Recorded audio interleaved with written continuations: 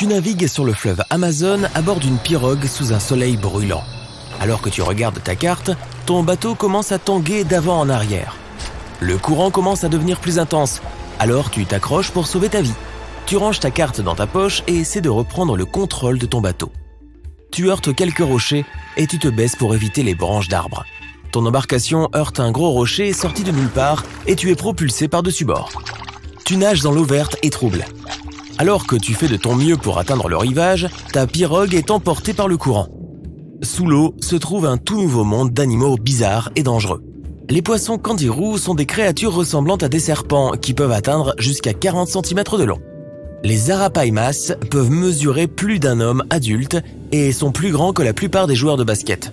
Ce sont les plus gros poissons d'eau douce d'Amérique du Sud.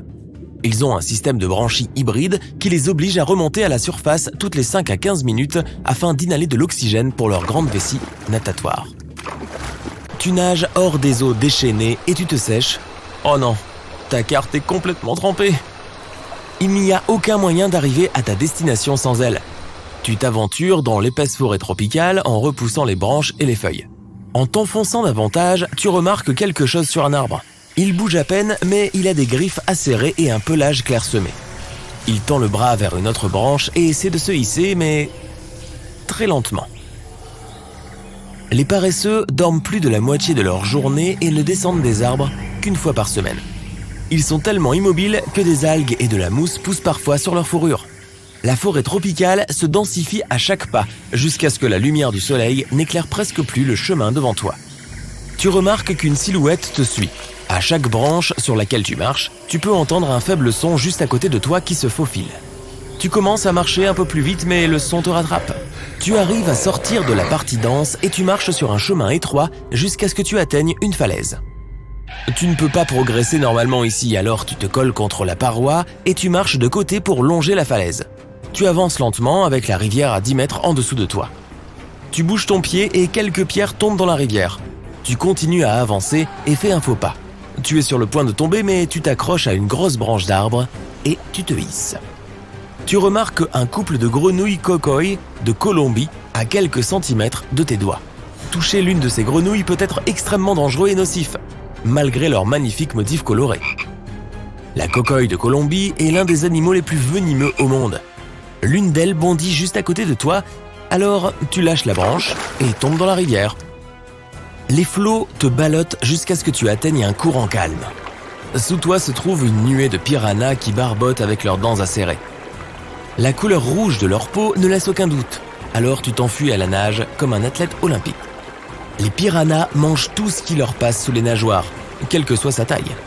Tu t'accroches à une bûche et grimpes sur un petit rocher pour reprendre ton souffle.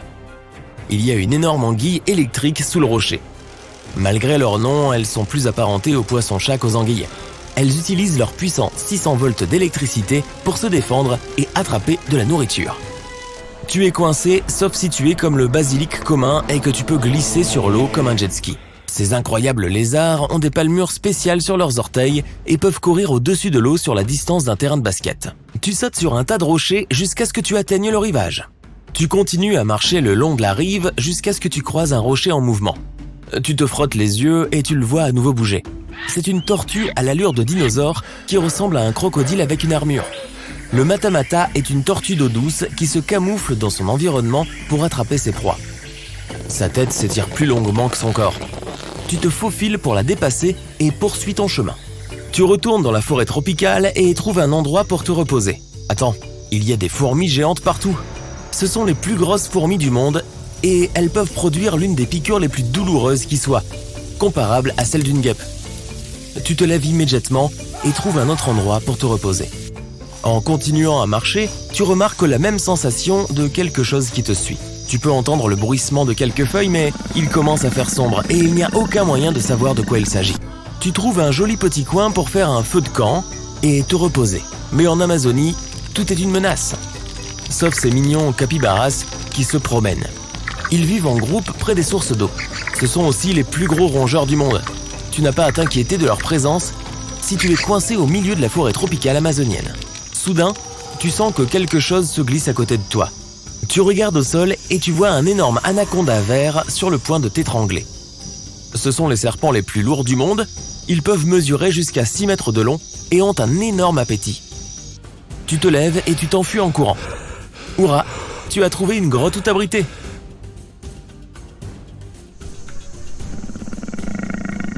Il fait un nouveau jour et tu es toujours en vie. Tu continues à marcher dans la jungle. Tu as pu trouver un petit déjeuner et récupérer de l'énergie pour le reste de la journée. Tu repères quelque chose sur un arbre qui ressemble à une branche.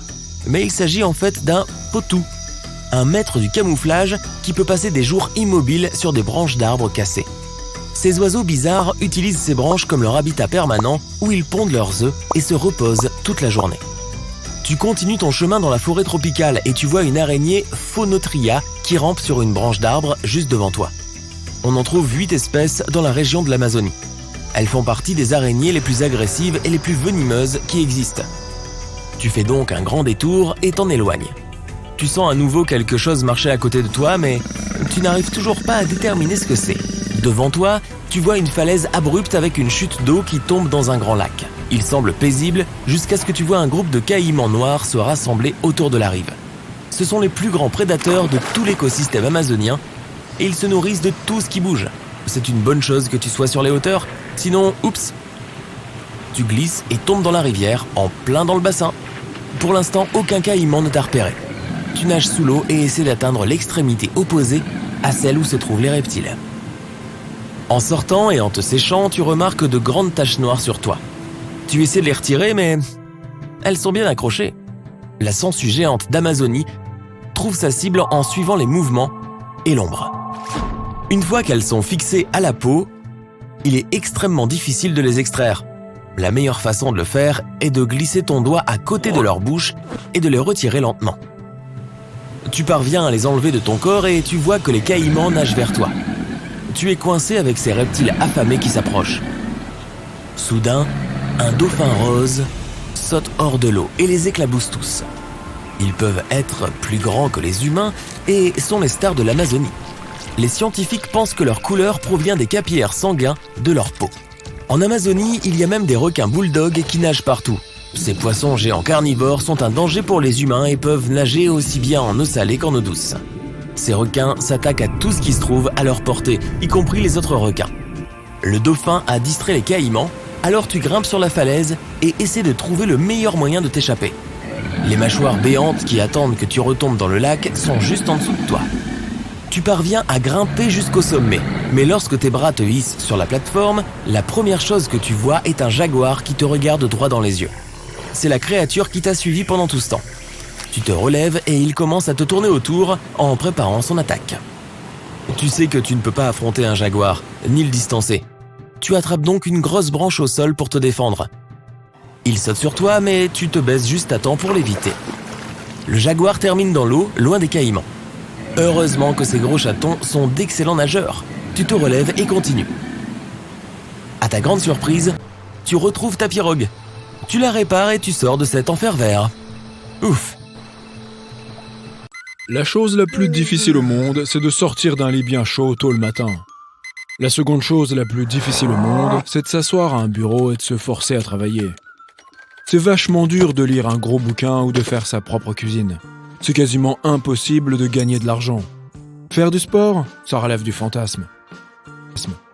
Garder un chien à la maison et le promener plusieurs fois par jour, c'est tout simplement insensé. Comment font les gens pour encaisser cette vie si difficile ? Presque chaque jour, Louis pense ces choses-là.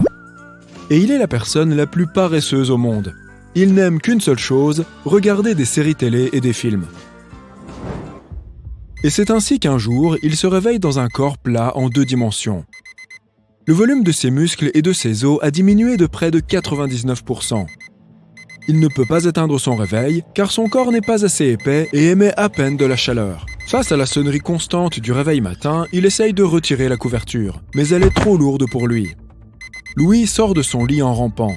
Il se regarde dans le miroir avec horreur, se met de côté et devient presque invisible. Il essaye de crier, mais sa voix ressemble à un paix de moustique. La porte du réfrigérateur est aussi lourde que celle d'une chambre forte. Une pomme sur la table pèse autant qu'une paire d'haltères. Louis a besoin d'aller aux toilettes, mais il ne peut pas appuyer sur la poignée. Heureusement, il est assez mince pour se faufiler dans l'interstice entre la porte et le mur. Il faut bien qu'il aille au travail, mais il doit d'abord manger quelque chose. Il voit les miettes qu'il n'a pas nettoyées du dîner de la veille. Il les ramasse et en avale quelques-unes. Son estomac est incroyablement étroit maintenant. Alors, 2 minuscules miettes lui semblent aussi lourdes que 2 pleines assiettes de spaghettis. Maintenant, il a besoin de boire de l'eau. Toutes les bouteilles sont fermées et il n'a pas la force de dévisser le bouchon. Heureusement, de l'eau coule tout le temps du robinet. Louis ne boit qu'une goutte, mais il a l'impression d'avoir avalé 2 canettes de soda. Il quitte la maison, traverse la route en courant et se fait renverser par une voiture. Notre homme est invisible pour le conducteur, car il se tient de côté. Mais, grâce à son poids infime, Louis ne subit aucun dommage. Il s'envole sur le côté, mais il ne peut plus atterrir. Le vent souffle et entraîne Louis. Il essaye de s'accrocher au lampadaire et au feu de signalisation, mais ses mains toutes fines sont trop faibles. Le vent l'emmène de plus en plus haut. Louis vole en passant devant les oiseaux et les étages des immeubles. La température devient trop basse pour son corps. Il gèle littéralement, mais le vent change de direction et finit par le faire redescendre. Quelqu'un jette une peau de banane par la fenêtre. Louis la saisit et l'utilise pour descendre en toute sécurité. Il atteint enfin la route et attache la peau de banane à ses lacets. Il marche lentement car c'est dur. La peau semble aussi lourde qu'un wagonnet chargé de briques. Il traverse la rue et tombe chaque fois que les gens le bousculent. Louis leur répond en criant, mais ils ne l'entendent même pas. Épuisé, il arrive à son bureau. Le patron gronde Louis pour son retard. Les petites oreilles de Louis sont maintenant sensibles à toutes les ondes sonores. Alors, les mots du patron semblent très forts et très graves, comme s'ils provenaient d'un grand haut-parleur. Le patron ne se soucie guère que Louis soit littéralement à plat. Ce qu'il veut, c'est du rendement et de la flexibilité. Louis essaye de prendre une pile de papier, mais c'est bien trop lourd.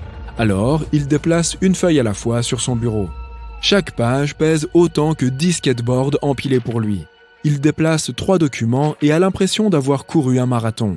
Puis, il s'assoit devant son ordinateur, mais le clavier ne fonctionne pas. Il n'y a pas assez de pression sur les touches. Louis doit faire beaucoup d'efforts pour imprimer quelque chose. C'est la fin de la journée, et Louis n'a fait qu'1% de tout son travail. Il se rend à la cuisine du bureau, voit un délicieux sandwich, mais ne peut même pas y mordre complètement. Il sépare de minuscules morceaux de salade et de pain. Ça suffit à le rassasier. Il remarque que ses cheveux sont couverts de givre. Une stalactite pousse sur le bout de son nez. Pourquoi l'âge de glace a-t-il commencé au bureau? Oh, c'est juste que le climatiseur a fait baisser la température d'1 degré. Mais notre héros est sensible aux moindres fluctuations de l'air. Épuisé, il quitte le bureau et pénètre dans l'ascenseur. Une foule de gens le presse de tous les côtés. Une goutte de sueur provenant du cou de son voisin tombe directement sur Louis. Tel une feuille de sopalin, il absorbe presque toute la goutte. Les portes de l'ascenseur s'ouvrent et Louis ressort rapidement. Il court dans la rue. Le vent est assez fort, mais la peau de banane le maintient au sol. Il commence à pleuvoir. Quelques gouttes seulement tombent sur le sol, mais Louis est déjà trempé jusqu'aux os. Quelques secondes plus tard, il a l'impression de se trouver sous une cascade. Il a du mal à avancer. Il décroche la peau de banane et tombe épuisé sur le sol. Il se réveille quelques heures plus tard. Le soleil brille à travers les nuages. Louis est complètement sec. Il a l'impression d'être au beau milieu d'un désert. Il essaye de lever la main, mais sa peau est si sèche qu'elle le fait souffrir. À ce moment-là, un chien errant s'approche de lui. Il lèche Louis de la tête aux pieds. Il se lève, caresse le chien et rentre chez lui. L'animal le suit. Louis se faufile dans l'appartement sous la porte et s'affale dans son lit. Le lendemain matin, le réveil sonne bien trop fort, comme à son habitude. Louis essaye de l'éteindre et ressent une douleur terrible dans tout son corps. Ses muscles ont été sacrément sollicités la veille. Louis voudrait crier, mais il ne peut pas. Alors, il pleure. Il est terrifié à l'idée de ne pouvoir littéralement plus rien faire.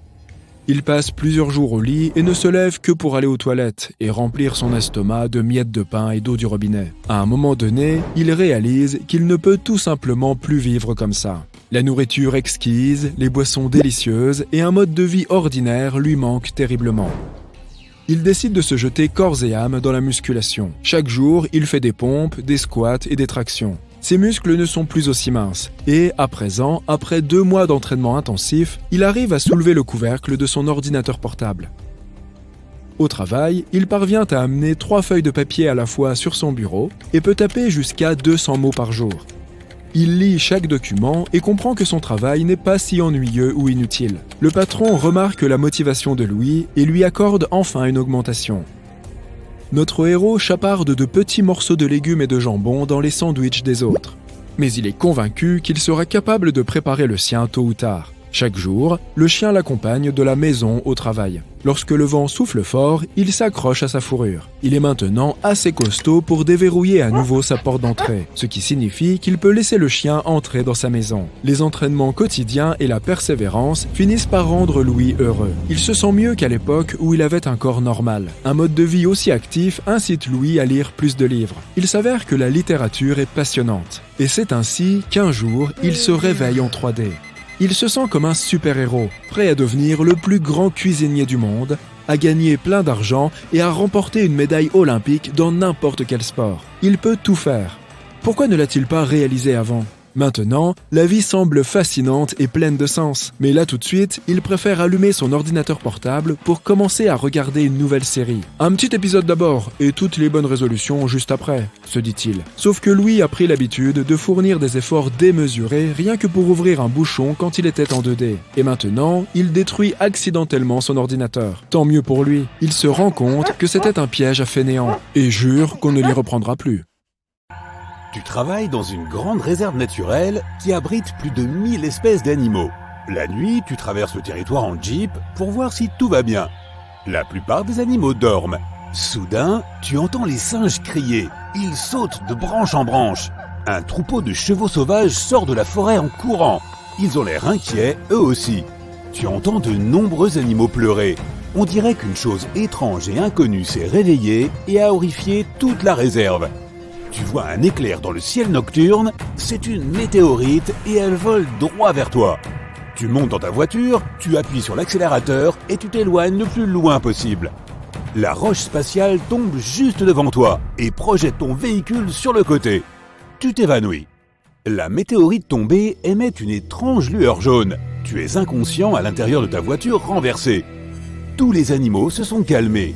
Des milliers d'entre eux s'approchent silencieusement de la météorite. Son énergie vous enveloppe, toi et tous les animaux autour.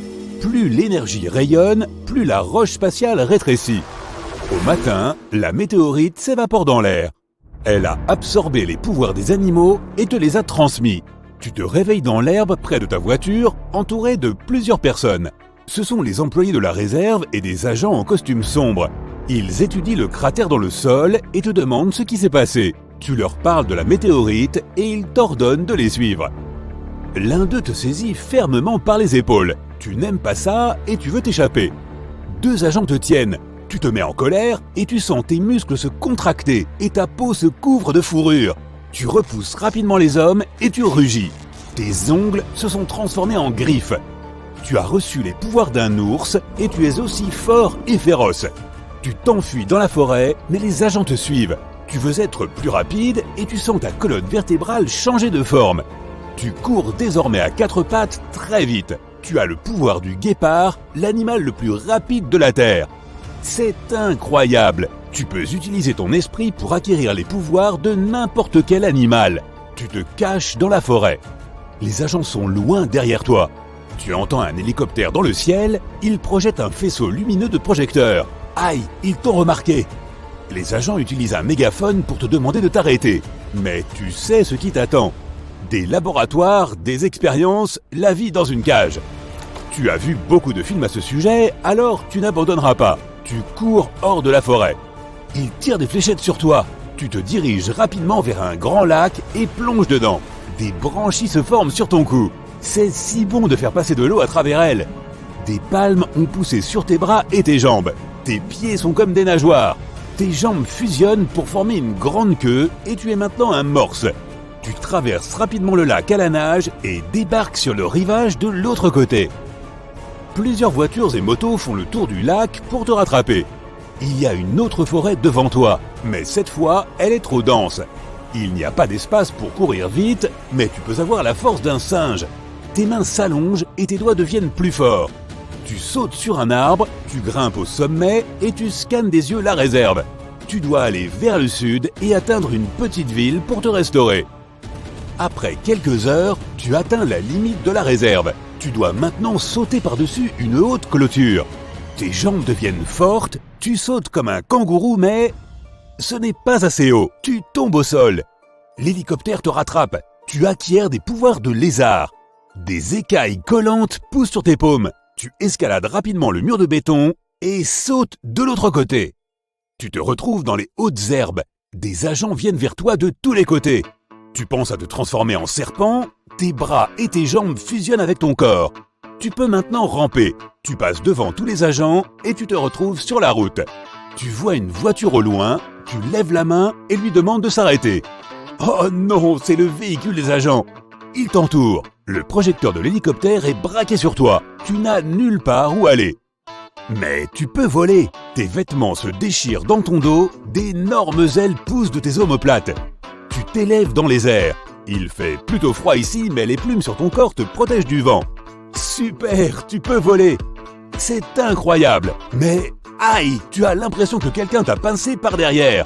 C'est une fléchette. Ils t'ont eu. Tu as envie de dormir et tu te laisses redescendre. Tu fais un atterrissage brutal près d'une petite maison en bois. Des agents courent vers toi. Tu acquiers les pouvoirs d'un autre animal et tu t'évanouis. Les agents fouillent la maison mais ne te trouvent pas. Peut-être que la fléchette avec le somnifère n'a pas fonctionné sur toi. Après quelques minutes, ils repartent. Pendant ce temps, tu dors paisiblement contre le mur de la maison. À la dernière seconde, tu as réussi à acquérir des pouvoirs de caméléon. Tu as fusionné avec le mur et es devenu invisible. Tu dors encore quelques heures. Le soleil se lève. Une Jeep rouillée s'arrête dans la cour. Un vieil homme et un chien en sortent. Le chien court vers toi et commence à te lécher le visage. Le vieil homme se rend compte qu'il y a une personne invisible devant lui. Tu reprends tes esprits et tu racontes au vieil homme ce qui t'est arrivé. Il te donne de la nourriture et des vêtements propres. Tu le remercies et tu t'en vas. Maintenant, tu dois quitter le pays le plus vite possible. Tu penses à te transformer en chauve-souris. Tes ailes palmées poussent dans ton dos et tu as des crocs. Tu voles sans rien voir. Ta vue s'est détériorée, mais ton ouïe est tout simplement fantastique. Tu as un pouvoir d'écolocation et tu peux émettre des ultrasons à haute fréquence. Quelque part au loin, tu entends le cri d'une personne familière. Oh non, c'est le vieil homme. Les agents l'ont attrapé. Tu fais demi-tour et voles directement vers la maison. L'un des agents te voit. Il hurle de terreur. Tu atterris et te transformes en rhinocéros. Ton corps devient énorme et ton nez s'allonge. Tu accélères et renverses plusieurs agents. Puis tu retournes leur voiture, cours dans la maison et libères le vieil homme. Il monte sur ton dos car tu es maintenant un cheval et vous partez loin d'ici. Tu atteins les montagnes. Le vieil homme a l'air fatigué mais reconnaissant. Tu ne peux pas partager sa joie car tu ne sais pas comment tout ça va se terminer. Tu demandes au vieil homme de se cacher pendant que tu distrais les poursuivants. Tu penses à un autre animal. Tes jambes et tes bras se transforment en sabots. Tu grimpes en haut d'une falaise comme une chèvre. Ils ne peuvent pas t'attraper. Mais à ce moment-là, l'hélicoptère réapparaît. Un agent te vise avec une fléchette. Des aiguilles poussent dans ton dos. Tu as des pouvoirs d'un porc-épic. Tu tires quelques aiguilles vers l'agent. Cela le distrait pendant quelques minutes. À ce moment-là, un puma te saute dessus, sorti de nulle part. Il te griffe. Tu penses à un lion et obtiens ses pouvoirs. Tu te mets sur tes pattes arrière et tu rugis très fort. Le puma prend peur et s'enfuit. L'hélicoptère s'envole. Tu accélères, sautes de la falaise et obtiens les pouvoirs de l'oiseau le plus rapide du monde, le faucon pèlerin. Tu fais un piqué à toute vitesse et atterris dans la forêt. Tu dois maintenant trouver le vieil homme. Tu as un museau de chien. Tu peux maintenant sentir l'odeur de ton ami et te diriger vers lui. À ce moment-là, tu trouves un excellent plan pour arrêter les agents. Waouh, qu'est-ce qui se passe? Il fait sombre et ça sent mauvais. Tu ne portes rien d'autre qu'un pantalon et une chemise. Tu es allongé sur un sol en béton froid. Comment es-tu arrivé ici? Soudain, les lumières s'allument et tu vois une porte en acier devant toi et un écran. Celui-ci s'allume et un homme masqué te dit que tu as 1 heure pour t'échapper de 6 pièces successives et gagner ta récompense en cash. Tu te lèves et vas jusqu'à la porte pour l'ouvrir, mais elle est verrouillée. Soudain, des pointes sortent des murs et commencent à se rapprocher de toi. Tu n'as qu'1 minute pour sortir avant qu'elles ne te transpercent. Tu regardes dans la pièce pour essayer de trouver une clé. L'homme masqué te donne un indice. La clé est en toi. Tu paniques, imaginant le pire. Tu vérifies tes poches, mais rien. Les pointes se rapprochent de plus en plus. Tu commences à tâter partout sur tes vêtements et tu sens un objet dur dans ta chemise au niveau de ta taille. Il y a une fermeture éclair cachée dans l'ourlet et la clé se trouve dans une minuscule poche. Les pointes ne sont qu'à quelques centimètres de toi. Alors, tu te précipites vers la porte et tu la déverrouilles. Tu la refermes derrière toi et tu te retrouves dans la pièce numéro 2. Tu vois un salon et une cuisine, mais tout est littéralement sans dessus-dessous. Tout est collé au sol, qui est le plafond pour toi. La sortie est juste à l'autre bout de la pièce, mais tu dois de nouveau trouver la clé. Tu regardes autour de toi et te mets sur la pointe des pieds, atteignant un tabouret collé au plafond, tirant dessus pour le détacher. Le tabouret cède avec un bruit sec et tu t'écrases au sol avec. À ce moment-là, des objets commencent à tomber du plafond tout seuls. Petits au début, des couverts, un panier de fruits, mais ensuite tu vois des objets plus grands commencer à trembler légèrement. Si cette armoire tombe sur toi, tu frissonnes et scrutes la pièce à la recherche d'indices. Tu attrapes le tabouret, cours dans le salon et te mets debout dessus pour atteindre l'espace entre les coussins du canapé qui s'y trouve. Rien. Soudain, le canapé grince et l'un de ses côtés se détache du plafond. Tu tombes de frayeur et entends un fracas venant de la cuisine. Le plan de travail vient de s'effondrer sur le sol. Tu regardes autour de toi et un cintre avec une veste attire ton attention. Tu cours vers elle juste à temps pour esquiver le canapé qui s'écrase sur le sol. Tu trouves la clé dans la poche intérieure de la veste. Tu traverses la pièce, ouvres la porte et la refermes derrière toi juste au moment où une grande armoire tombe sur le sol et se brise en morceaux. La pièce numéro 3 est chaude et humide. Tu es dans une jungle tropicale d'intérieur. Juste devant toi se trouve ton premier obstacle, des sables mouvants. Tu sautes aussi loin que possible pour couvrir un peu de terrain et atterris à quelques centimètres de l'autre bord. Tu es dans le sable jusqu'aux chevilles, mais tu es rapidement aspiré dedans jusqu'à la taille. Tu agites tes bras en panique et l'un d'eux touche une liane au-dessus de ta tête. Tu t'y accroches et te hisses en sécurité. Ouf, c'était moins une. Quand tu te relèves, tu vois que tu es au bord d'un canyon peu profond avec une rivière qui coule rapidement en dessous. Il y a 3 lianes qui pendent du plafond devant toi. Tu tires sur chacune d'elles, mais ce n'est pas suffisant pour vérifier si elles vont supporter ton poids. Tu trouves une pierre assez lourde et l'attaches à l'une des lianes. Tu la fais se balancer et crac, la liane se casse et la pierre éclabousse l'eau. Il n'y a plus de grosses pierres, alors tu dois faire ton choix.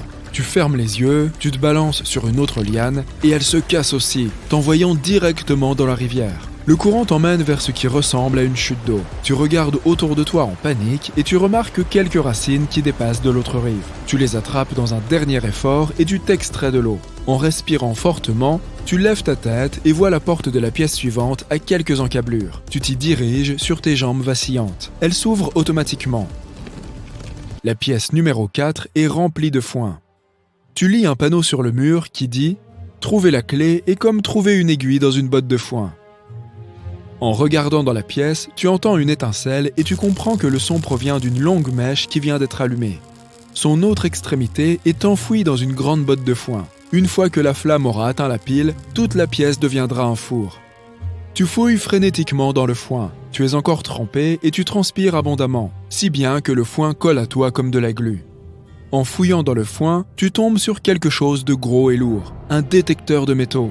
Tu l'attrapes et tu te mets à chercher. Quelques minutes passent avant que tu n'entendes le bip du détecteur. La mèche est à quelques centimètres de la botte de foin. Tu plonges ta main dedans et tu sens enfin la clé. Tu te précipites vers la porte juste au moment où la botte prend feu. Un puissant « whoosh » et la porte se referme derrière toi. Tu es en sécurité.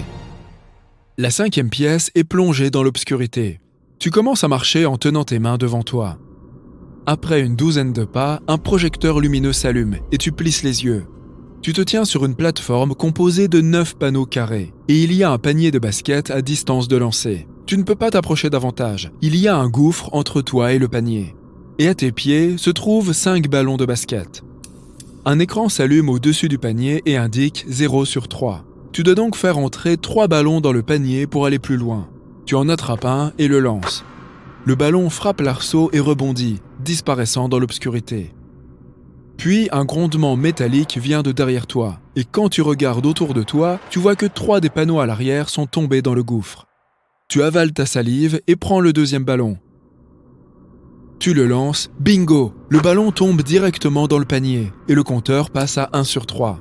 Le 3e ballon tombe aussi en plein dans le mille. Il ne t'en reste donc plus qu'un pour atteindre la pièce suivante. Confiant, tu lances le 4e ballon, et tu rates complètement le panier. La 2e rangée de panneaux derrière toi tombe dans l'abîme, et il ne te reste plus qu'un ballon. Transpirant et tremblant, tu le lances. Il touche l'arceau et commence à rouler autour. Tu le vois comme au ralenti. Puis, il tombe à l'intérieur.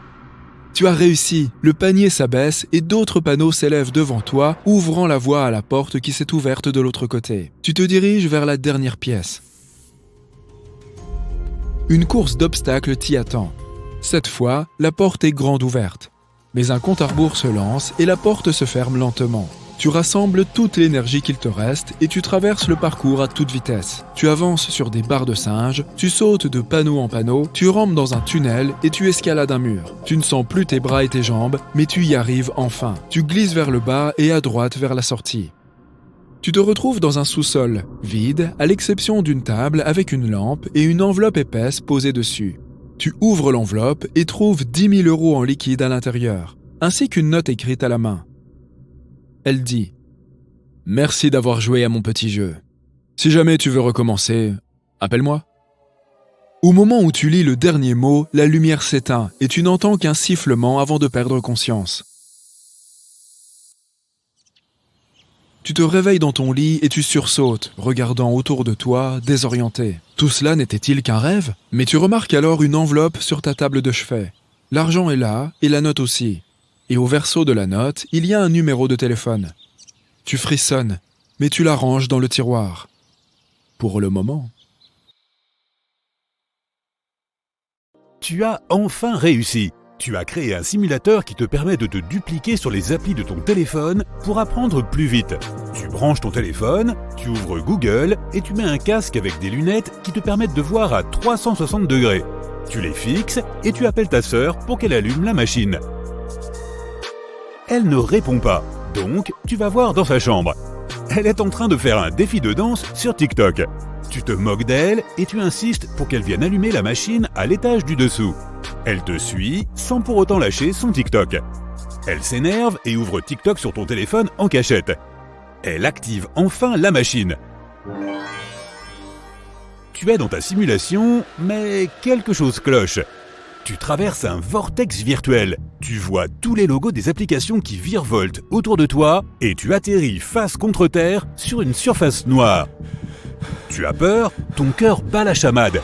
Tu regardes autour de toi. Tu es dans une pièce et tu as un écran en face de toi. On te demande ton nom d'utilisateur. Tu hurles tout ce qui te passe par la tête et tu supplies qu'on te laisse partir, mais une lumière rouge clignote à chaque fois que tu dis quelque chose. Tous les mots que tu prononces sont enregistrés par l'écran qui les insère dans la barre du nom d'utilisateur et te demande d'accepter pour continuer. Tu acceptes et la pièce s'ouvre. Ton nom d'utilisateur est « Laissez-moi sortir ». Tu sors et tu te retrouves dans une ville futuriste pleine de lumière violette et bleue et de gratte-ciel sur lesquels sont projetées en boucle des vidéos TikTok. Les vidéos les plus populaires du jour sont diffusées sur le plus haut gratte-ciel et les autres sur les autres tours. Tu avances sur la route en face de toi. Elle te conduit vers une foule dans un Times Square virtuel. Tout le monde a une bulle qui flotte au-dessus de sa tête. Dans cette bulle apparaissent le nom d'utilisateur et la biographie de la personne, mais aussi le nombre de followers. La plupart de ces gens n'ont qu'une petite poignée de followers et ils ressemblent à leur image de profil. Tout le monde te fixe puisque tu es le seul qui ne ressemble pas à un avatar, mais à un être humain réel. Tu remarques 2 personnes immobiles l'une en face de l'autre. Tu vois les bulles qui changent au-dessus de leur tête. Ils sont maintenant abonnés l'un à la chaîne de l'autre. Soudain, tout le monde se fige et regarde la fille. Elle est en train d'être vérifiée. Une coche bleue apparaît dans sa bulle et elle disparaît. Tu te précipites vers la personne qui vient de l'ajouter et tu essaies d'obtenir des informations. Tu es le seul à parler à voix haute. car tous les autres communiquent par messagerie. Tu réalises que tu dois rester immobile et attendre que quelqu'un reçoive ton MP. La personne à laquelle tu t'adresses reçoit ton message et le bloque. Tu essaies d'établir un nouveau dialogue, mais la personne se fige, puis s'en va. Tu réalises que les gens te regardent bizarrement. Ils commencent à te suivre, ils sont partout. Tu accélères le pas et tu disparais dans une foule de gens où personne ne peut te trouver. Après quelques instants, tu pénètres dans une allée et tu te retrouves face à la porte d'un café souterrain. Tu passes la porte et tu découvres un groupe de personnes assises à leur table qui ne font rien. Tu essaies d'entamer la conversation avec certaines d'entre elles, mais personne ne te répond. Encore plus étrange, ces personnes n'ont pas de visage, elles n'ont pas de followers non plus, elles ne réagissent à aucune sollicitation. Si tu essayes de communiquer avec elles, elles projettent juste des pubs. Tu regardes l'écran dans la pièce et tu y vois ta tête. TikTok te cherche.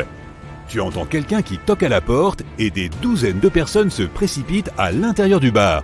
Ce sont les agents de sécurité interne de TikTok et c'est après toi qu'ils en ont. Tu sors par une autre pièce. Tu es dans un bâtiment dans lequel vit un grand nombre de ces robots. Ils te courent après et se rapprochent. Tu arrives face à une impasse. Il y a une fenêtre en face de toi. Tu te retournes et tu vois les agents de sécurité qui se ruent vers toi. Pas le choix, tu dois sauter par la fenêtre. Tu prends ton élan et tu passes à travers la vitre. Tu atterris sur le toit d'un bâtiment voisin. Ta photo de profil et ton nom d'utilisateur sont projetés sur toutes les tours. C'est un avis de recherche. Tu ne sais pas du tout pourquoi ils t'en veulent. Tu rejoins une autre allée et tu te caches dans un coin sombre. On dirait que tu les as semés. Tu consultes tes paramètres pour essayer de comprendre pourquoi tu es l'homme le plus recherché de TikTok. L'appli pense que tu es un glitch et que tu es là pour détruire la structure même de TikTok. Tu sais que c'est simplement la cybersécurité de TikTok qui est là pour attraper tout virus et contrer les attaques. Tu ouvres tes paramètres donc, mais tu ne peux rien modifier puisque tu as été bloqué. Tu ouvres la barre de recherche et tu tapes le nom de ta sœur. Elle a été vérifiée, elle a une coche bleue sur son profil. Difficile de la retrouver. Tu décides d'essayer de la chercher. Tu entends des gens pas loin et tu te dépêches de sortir de l'allée. Tu te fonds à nouveau dans la foule. Tu ne dois absolument pas craquer, autrement tu risques d'attirer l'attention.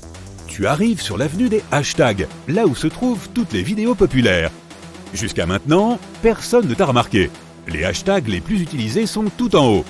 Le chemin est long pour les atteindre. Tu cherches ta sœur parmi toutes ces vidéos, mais impossible de la trouver. Puis, tu te souviens qu'elle était en train de danser, donc tu la cherches avec le hashtag « danse ». Tu découvres que la vidéo qu'elle était en train de faire plus tôt est l'une des plus populaires. Tu la trouves enfin, mais la sécurité te bloque et te poursuit sur l'avenue des hashtags. Tu apparais sur plusieurs vidéos populaires au hasard. Tu arrives dans une impasse et tu te fais attraper par les agents de sécurité. Ils t'emmènent dans une pièce où ils essaient d'obtenir des informations sur ton compte. Ils pensent que tu es un robot, alors même que tu continues à leur répéter que tu as inventé la machine pour te copier virtuellement dans TikTok. Ils n'en croient pas un mot. Ils essayent de t'extraire, mais ça ne marche pas. Ils essayent de comprendre ce qu'ils doivent faire pour te laisser partir. Pendant qu'ils te transfèrent vers une autre structure, tu parviens à t'enfuir pour aller chercher ta sœur. Cette fois, tu vas devoir faire plus attention. TikTok est à tes trousses. Les utilisateurs t'ont vu dans des hashtags et ils sont aussi alertés. Des caméras apparaissent de nulle part pour essayer de te repérer. Un seul faux pas et tu risques de rester bloqué dans TikTok pour toujours. Tu fais une dernière tentative pour retrouver ta sœur. Tu trouves un chapeau et une veste pour te déguiser. Maintenant, plus personne ne peut interagir avec toi puisqu'on ne détecte plus ton activité. Mais tu dois absolument faire en sorte que ta sœur te sorte de ce pétrin. Tu retournes vers l'avenue des hashtags et tu te diriges vers ta sœur. Tu tombes sur un groupe de TikTokers très connus qui traînent ensemble. Ta sœur en fait partie. Il y a beaucoup d'agents de sécurité partout, donc tu restes discret. Tu l'approches doucement et tu la prends à part. Tu ouvres le chat et tu lui demandes de descendre à l'étage du dessous et de te déconnecter du système. Mais avant d'avoir fini d'écrire ton message, les agents de sécurité se ruent sur toi et commencent à te poursuivre. Cette fois, toutes les caméras sont pointées sur toi et tu ne peux pas t'enfuir. Tu te rends et les agents de sécurité t'emmènent dans une pièce fermée. Impossible de t'enfuir. Tu t'assois, inquiet. Tu fais bouger tes jambes et tu te tords les mains. Tu ne sais pas si ta sœur a reçu le message complet ou pas. Les heures passent et aucune nouvelle de l'extérieur. C'est peut-être fichu. Mais soudain, tu reçois une notification de ta sœur. Elle essaie de cliquer, mais rien ne se passe. Tu te sens tout drôle. Autour de toi, tout se brouille. Les murs commencent à clignoter et tu vois le vrai monde. Tu es englouti dans un vortex et tu te réveilles dans ton laboratoire. Tu respires fort en essayant de reconstruire mentalement ce qui vient de se passer. Tu as l'impression d'avoir passé une demi-journée dans TikTok, mais apparemment, ça fait moins d'une demi-heure que tu es parti. Tu vois mieux maintenant, et la première chose que tu repères, c'est ta sœur qui est en train de te filmer avec son téléphone. Elle sourit, même si elle n'a aucune idée de ce que tu viens d'endurer. Tu es prêt pour un défi un peu spécial ? Tu ne pourras pas quitter l'enceinte d'une baignoire de quelque type que ce soit pendant 1 mois entier. Et tes amis se relayeront pour te livrer de la nourriture et des boissons. Tu pourras régler la température de l'eau quand tu le souhaites afin qu'elle te convienne. Tu t'enthousiasmes déjà et tu es persuadé que tu vas gagner une belle somme d'argent, plusieurs centaines d'euros, lorsque tu auras tenu 1 mois entier. C'est un pari que tu as fait récemment avec tes amis, dans un simple village de pêcheurs alors que vous étiez assis dans un bar. Tu étais loin de te douter qu'une simple conversation mènerait à cela. Vous avez discuté de l'évolution de l'humanité et la conversation a porté principalement sur la possibilité que les humains évoluent vers des mammifères aquatiques, devenant potentiellement amphibies. L'évolution nous le prouvera, as-tu essayé de déclarer à tes amis. Ils n'étaient pas convaincus, même avec ton exemple sur le fait d'avoir les doigts fripés après être resté trop longtemps dans l'eau. Un trait évolutif que nous, les humains, avons acquis pour avoir une meilleure prise lorsque nous pêchons à main nue. Bien sûr, tes amis ne voient pas comment cela pourrait avoir de rapport avec une évolution possible vers un état amphibie. Tu as ressenti le besoin de leur prouver qu'ils avaient tort. Et alors que tes amis étaient assis à s'amuser, passant à autre chose que votre conversation sur l'évolution aquatique, tu as bien réfléchi. Comment puis-je leur prouver qu'ils ont tort ? Puis, l'idée t'est venue. Tu t'es levé, le doigt pointé vers le ciel, et tu as dit « Je parie que je peux rester dans une baignoire pendant 1 mois entier. » Et te voilà maintenant en train de suivre des dispositions dont tu sembles douter. Ta connaissance de l'évolution particulière de l'homme te redonne confiance. Et tu sais qu'il y a eu quelques cas dans l'histoire de l'humanité où les gens se sont adaptés naturellement pour vivre avec la mer. Cela te semble donc être un pari sûr. Par exemple, les nomades de la mer, d'Asie du Sud-Est, pêchent depuis 1000 ans à leur manière. En plongeant profondément dans l'eau pour attraper leurs poissons, armés de simples saguets, ces nomades se sont adaptés pour devenir plus grands au fil des siècles. Cela a permis de pomper plus de cellules d'oxygène dans les organes vitaux et d'en stocker davantage en vue de leur plonger en eau profonde. Cette compréhension suffit à te galvaniser, alors que tu attends le premier jour du pari. Pendant les premières heures, tout semble bien se passer. En fait, tu trouves que c'est facile et tu plaisantes toute la journée. Tu affirmes que ce sera l'argent le plus facile que tu auras jamais gagné, et tu énumères ce que tu as prévu d'acheter avec. Tu dors bien pendant la première nuit, mais tu es loin de te douter que ta peau absorbe l'eau de la baignoire pendant que tu dors. À chaque heure qui passe, une plus grande quantité d'eau pénètre dans ta peau. Entre les 2 couches, des bulles d'eau se forment, créant des bosses visibles sur sa couche externe. En te réveillant le lendemain, tu es légèrement alarmé de voir la transformation de ta peau. Tu regardes tes mains. Elles sont toutes blanches avec la peau qui s'effrite et tes bras sont couverts de grosses cloques pleines de liquide. Ce n'est pas joli à voir. Tu entends quelqu'un entrer dans la salle de bain et tu essayes de te calmer. Ce n'est que le 2e jour, après tout. Tu dois t'endurcir. Tu dois gagner ce pari, non seulement pour l'argent, mais aussi pour ta fierté. Ton ami entre dans la salle de bain avec un plateau de nourriture. Son visage devient vite pâle lorsqu'il voit les bosses sur tes bras. Inquiet, il te demande si tu vas bien. Mais, étonnamment, tu te sens très bien et réponds que ça te démange juste un peu. Tu es curieux de comprendre pourquoi il n'y a pas de douleur, étant donné l'aspect de tes bras. Sans réfléchir, tu commences à gratter les grosses bulles sur tes bras. Tu continues à les frotter afin de voir la réaction de ta peau. Tu as maintenant comme une sensation de liberté lorsque tes bras sont exposés, comme si tu t'étais débarrassé d'un poids inutile. Tu te retrouves avec une nouvelle couche d'écailles à la place de la peau. Ton ami te demande de mettre fin au pari, étant donné ce changement soudain d'apparence. Mais tu affirmes que tu vas bien et que tu veux continuer. L'enjeu est trop important et tu veux désespérément gagner. Alors que ton ami accepte et part, tu demandes à poursuivre dans un jacuzzi.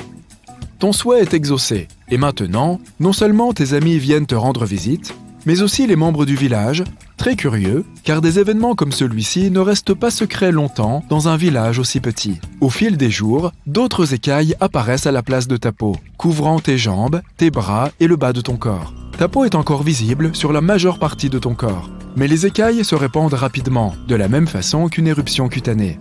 Il ne faut pas longtemps pour que tu te lasses du jacuzzi, et tes amis sont heureux de te déplacer vers la piscine du village, pas très loin de la mer. Tu entres maintenant dans la dernière semaine du pari, et tout le village est au courant pour toi, l'homme-poisson. Ce que tu trouves incroyable, c'est que lorsque les gens te rendent visite dans la piscine, il n'y a ni peur ni jugement. Les gens sont simplement ravis et intrigués par le spectacle que tu leur offres. La piscine est grande, mais pas chauffée. Un adolescent te demande si tu as assez chaud. Mais tu ne remarques pas du tout le froid et tu te sens plutôt à l'aise. Ton régime alimentaire a beaucoup changé. Tu manges principalement du poisson. Des palmes ont poussé entre tes doigts et tes orteils, et de petites fentes de chaque côté de tes côtes se sont ouvertes, formant des branchies qui te permettent de respirer sous l'eau. Tout en continuant à évoluer, tu essayes de te rassurer en te disant que c'est presque fini, et que gagner ce pari était tout ce qui comptait. Tu repenses à ce qui s'est passé il y a presque un mois lorsque toi et tes amis avaient fait ce pari. Tu considères tout cet argent. Tout cela en aura bientôt valu la peine. Et puis, tu peux toujours revenir à la normale. Ce ne sera sûrement que temporaire. Le dernier jour du pari arrive enfin. Une grande fête a été organisée pour célébrer ta victoire. Tous les villageois assistent à la célébration. Il y a un orchestre et un grand festin pour tout le monde. Tu t'amuses avec les villageois, préférant rester dans ta piscine, bien sûr. Les adolescents te lancent des poissons et tu les attrapes au vol dans ta bouche en riant à tes propres dépens. Tu sautes en l'air, exécutant des tours pour les villageois qui applaudissent à chaque fois.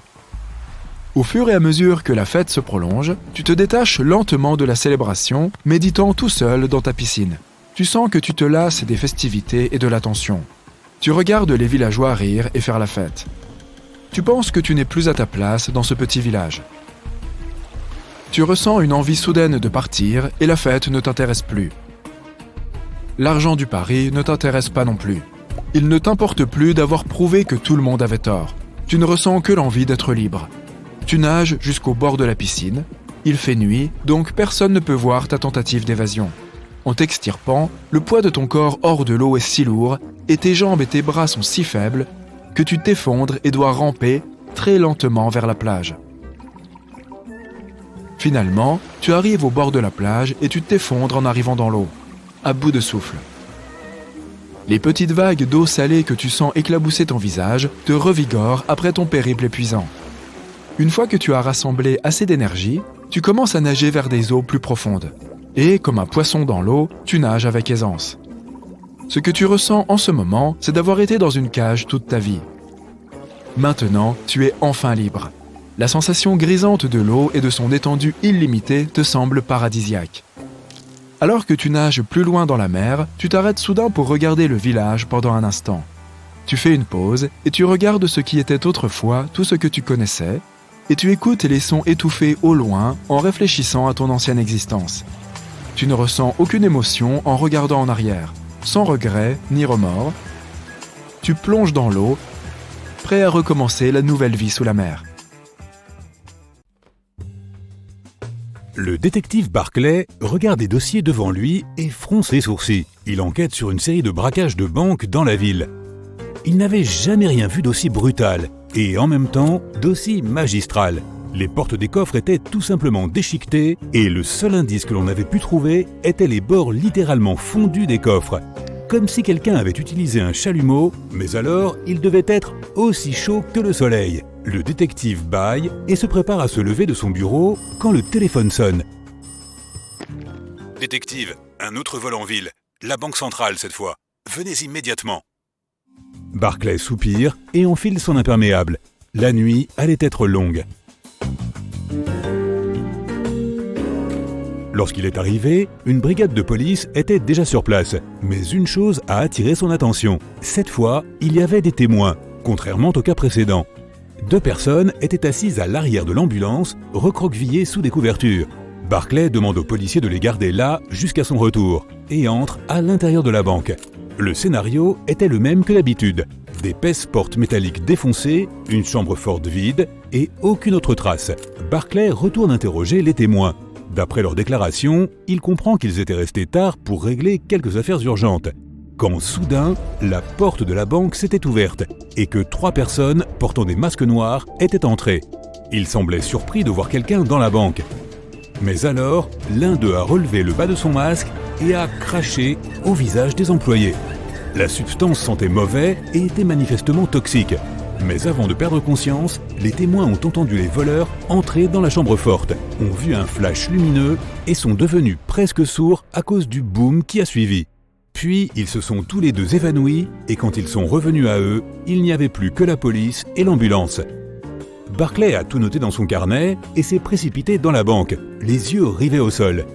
Oui, quelques gouttes de substance visqueuse transparente avaient été laissées sur le sol, comme il le soupçonnait. Il a alors chargé les spécialistes de la recueillir et de l'envoyer au laboratoire pour analyse. Il y avait donc 3 voleurs, et au moins l'un d'entre eux avait des pouvoirs d'insectes. Ces mutations étaient apparues dans le monde voici plus de 100 ans, à la suite d'un cataclysme. Des millions de tonnes de toxines avaient été répandues dans l'air et dans l'eau, mais personne n'avait senti de différence jusqu'à la naissance de la génération suivante. Près de 70% des bébés avaient reçu des gènes d'insectes et acquis des capacités surhumaines. Et bien sûr, tout le monde n'en a pas fait un usage honorable. On frappe à la porte du bureau du détective et sa partenaire, le détective Woods, fait son entrée.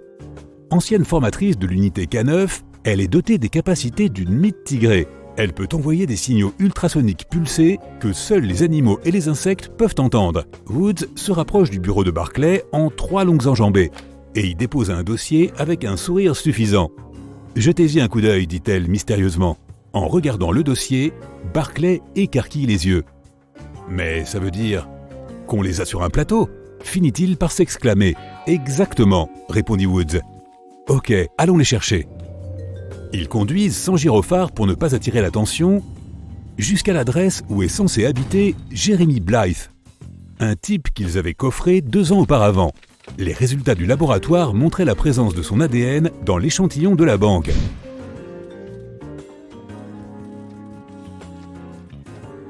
Lorsque Woods s'arrête, ils descendent discrètement de la voiture et entrent dans l'immeuble délabré de 5 étages. Les détectives marchent sur la pointe des pieds jusqu'à l'appartement, attentifs au grincement du parquet, s'arrêtent devant la porte et échangent des regards.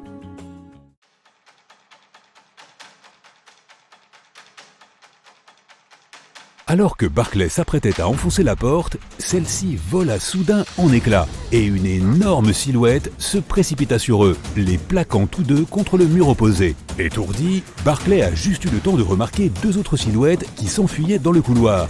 Puis le géant les a lâchés et s'est enfui lui aussi. Il portait apparemment une lourde armure noire et blanche. Barclay appelle des renforts, mais quand l'équipe débarque, il est déjà trop tard. Les coupables ont disparu. Dans l'appartement, il trouve encore du liquide visqueux et une carapace. Une carapace vide, noire et blanche, semblant convenir à un humain. « Il a mué », déclare Woods. « Ouais », répond Barclay. Et ça nous donne une autre piste. L'examen du labo révèle que la carapace appartient à un autre vieil ami de la police, Anthony Steele. Il portait l'armure d'un scarabée cuirassé, le matériau le plus résistant au monde, que seule une scie circulaire diamantée pouvait couper. Barclay fait venir un agent doté d'ailes de libellule et d'une vision spéciale pour rechercher Steele dans son quartier et invite Woods dans son bureau. « Regarde, j'ai dessiné une carte de leurs activités. Tu vois le dessin ? Non. Et si je le finissais ? Comme ça. »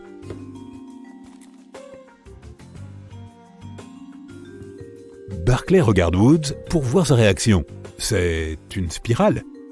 Presque. C'est une crevette. Je crois que je sais qui est le 3e type et pourquoi c'est le patron.